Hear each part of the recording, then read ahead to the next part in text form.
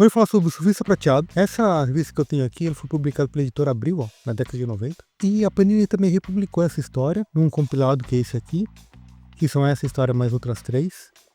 Mas o interessante nessa história é que ela é toda feita um painel de apenas uma página. Tá vendo? Toda a história é feita em uma página, que tá maravilhosamente desenhada pelo John Buscema. Mas uma outra coisa interessante nessa história aqui é que ela trabalha com arquétipos. Você pode fazer muitas leituras, você pode fazer metáfora de várias coisas que estão acontecendo. Então eu vou falar sobre tudo isso aqui, mas deixa eu me apresentar. Eu sou Márcio Batista, do Grupo Teatro Cultura, e toda semana eu faço para algum quadrinho. Toda semana é Surfista Prateado, vídeo final. O Stan Lee, na obra da introdução, ele conta como foi concebida a história. Foi uma ideia do John Buscema, que ele queria fazer uma história do surfista com páginas completas, né? Um quadro em cada página. No argumento aqui também está o Tom DeFalco, então a história foi do John Buscema e do Tom DeFalco, e os diálogos foram colocados posteriormente pelo Stan Lee. Isso está muito bem construído, os arquétipos estão muito sólidos aqui. Isso faz com que a gente consiga pensar em paralelos que a história pode representar, então, outras camadas. Por exemplo, o que está acontecendo agora, né, em Gaza, com a flotilha, né, humanitária sendo bloqueada e tudo mais. Então, eu imagino essa história aqui como se fosse isso, por exemplo. Gaza é o planeta a ser construído por Galactus. Galactus seria como Cronos, né, o tempo, que devora os filhos, né? Tem essa imagem aqui do Goya, que está mostrando um gigante comendo o filho, né? E o gigante é o tempo. Então, os homens são os filhos do tempo e o tempo vai devorando eles. É algo inevitável como Galactus. Galactus, ele devora os planetas, né? Gaza seria esse planeta a ser consumido. Mephisto já é manipulador, que ele promete a libertação, promete mundos e fundos, só que o que ele entrega é dor, miséria e servidão. A Nova, que é a outra personagem que tem aqui, a Nova se encontrando com o surfista, então a atual Arauta com o antigo Arauto, né? Os dois são super poderosos, têm poderes cósmicos, mas comparado a Mephisto e o Galactus, eles não são nada. O surfista, por exemplo, é suficiente para derrotar o Hulk, o Thor, que é um deus, o Hércules, o Capitão América, o Pantera Negra, todos esses heróis, né? Porém, ele não é nada, eles não são nada perto de Galactus e do Mephisto. Eu comparei, né, essa história com o que está acontecendo em Gaza e tal, das flotilhas, e tanto a prancha quanto a flotilha são embarcações muito pequenas para esse oceano cósmico, né? Dessa violência aqui. E eu tava falando dos arquétipos, né? O Surfista Prateado, por exemplo, ele seria como se fosse um herói trágico, como Prometeu, né, que é um dos titãs da mitologia grega, que trouxe o fogo aos homens e é condenado ao inferno por causa disso. E a Nova é como se fosse uma heroína, ela tá com os poderes recentes adquiridos, então ela é muito ingênua, muito incauta, assim como o Ícaro, que também ele tem esse poder e ele não tem os limites, ele não consegue conceder os limites dele. E nessa história mostra o surfista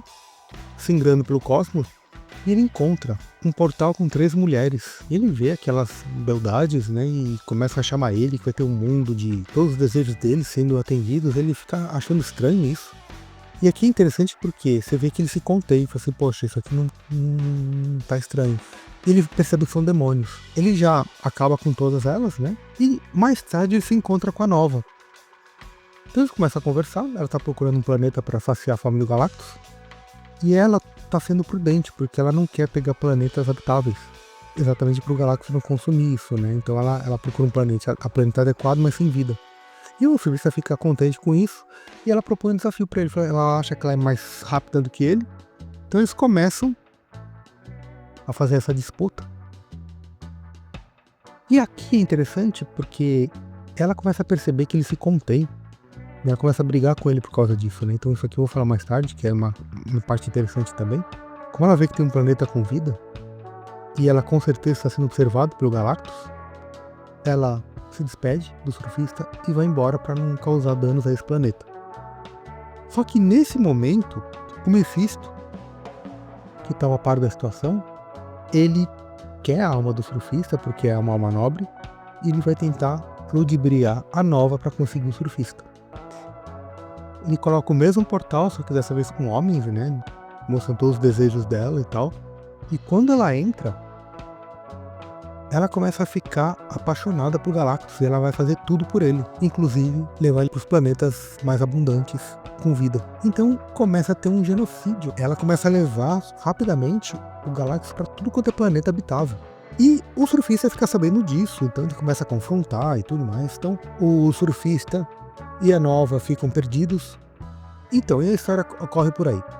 Mas o que eu queria dizer mesmo é sobre a construção, né? Porque tá tão bem feito que você pode colocar essa história como metáfora para outras tantas histórias, né? Como eu falei de Gaza, mas a gente pode pegar, sei lá, Vietnã, que Galactus é a força militar dos Estados Unidos, Mephisto é aquela propaganda ideológica, trazendo os soldados para lutar ao lado dos Estados Unidos, trazendo lá o Vietnã do Sul contra, né, a guerra do Vietnã que foi.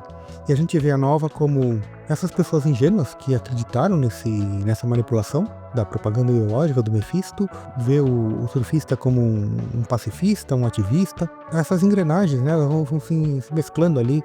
E a gente pode pensar também, sei lá, na corrida armamentista, né, o Galactus como uma arma de destruição em massa, o Mephisto novamente com esse discurso ideológico falando que nós precisamos das armas exatamente para ter proteção. Aí a Nova seria todas essas pessoas e políticos e estados, países que adotam essas normas, e os surfistas seriam as pessoas, os ativistas de novo, que tentam lutar contra isso. E a gente pode pegar diversas coisas, por exemplo, a crise climática, né? O Galactus seria o colapso ecológico, o aquecimento global. Já o Mephisto seria esse discurso sedutor da indústria, do consumo. Já a Nova seriam esses consumidores, né? Que querem um conforto, que querem esse luxo, que querem essa abundância de coisas, né? Que acham que precisam disso, sacrificando o planeta.